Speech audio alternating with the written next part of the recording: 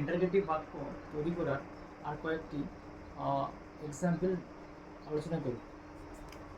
হয়তো বাক্যতে এলো যে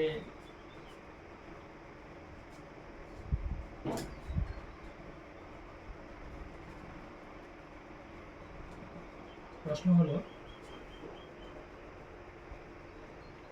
দ্য বয়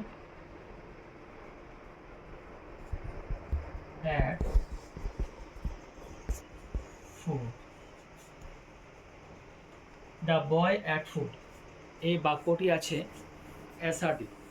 তো এটাকে হয়তো বলা হলো টার্ন ইনটু ইন্টারগেটিভ। তো আমি দেখাচ্ছি এটা কীভাবে ইন্টারগেটিভকে নিয়ে আসবো। তো দেখা যাক,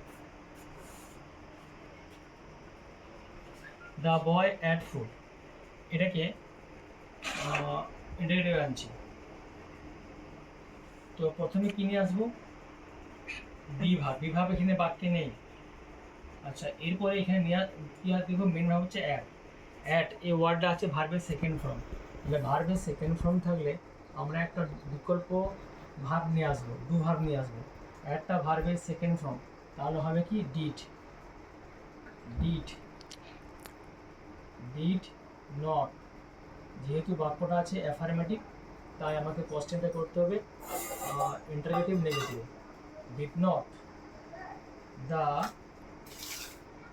boy eat food. In this way, we can convert the assertive sentence into interrogative sentence. I have already discussed the rules of interrogative sentences by which we can form interrogative sentence from assertive sentence. Let us give more example. The teacher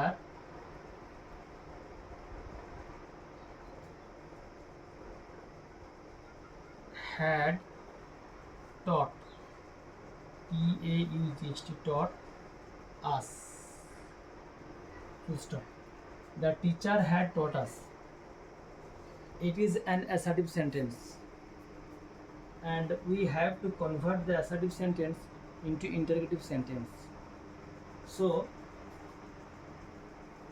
the teacher had taught us, শিক্ষক মহাশয় আমাদের পড়িয়েছিলেন।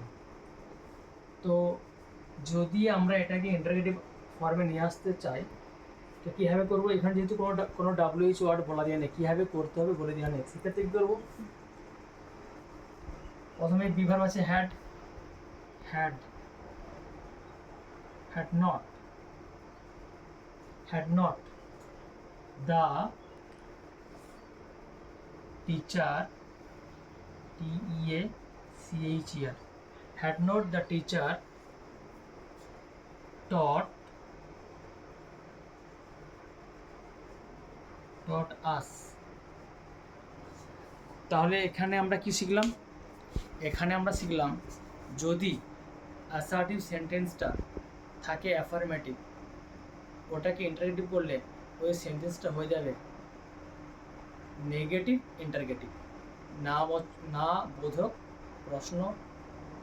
প্রশ্ন জ্ঞাপক বাক্য।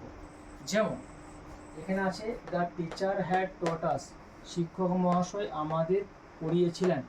এই বাক্যটা হলো assertive এবং affirmative. যখন এটাকে আমরা করব ইন্টারগেটিভ, তখন হয়ে যাবে শিক্ষক মহাশয় কি আমাদের পড়ায়নি? উত্তর আসছে হ্যাঁ পড়েছিল।